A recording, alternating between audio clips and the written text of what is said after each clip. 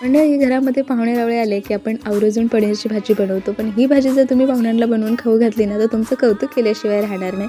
त्यासाठी कढईमध्ये 1 चमचा तेल घातलं, त्यामध्ये छोट्या आकाराचे 2 कांदे उभे पातळ चिरून घातले, 2 टोमॅटो घातले, लसूण घातला, त्यानंतर आलं, बगसबी, काही कोथिंबीरीच्या काड्या आणि एक 4-5 काजूसुद्धा मी नंतर घातले. ते व्यवस्थित 3 ते 4 मिनिटासाठी परतून घेतलं. यामध्ये मीठ घालायचं, पुन्हा व्यवस्थित परतून घ्यायचं.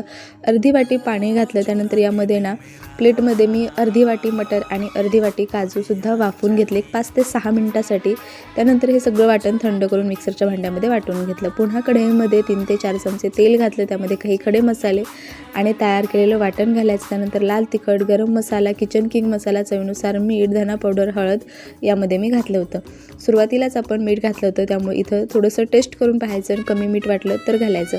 आता हा मसाला ना छान तेल सुटेपर्यंत परतून घ्यायचा. तुम्ही जेवढं छान हा मसाला परतून घ्याल ना, ही भाजी चवीला तेवढी भारी लागते. गरमागरम पुरी पराठ्यासोबत खूप मस्त लागते.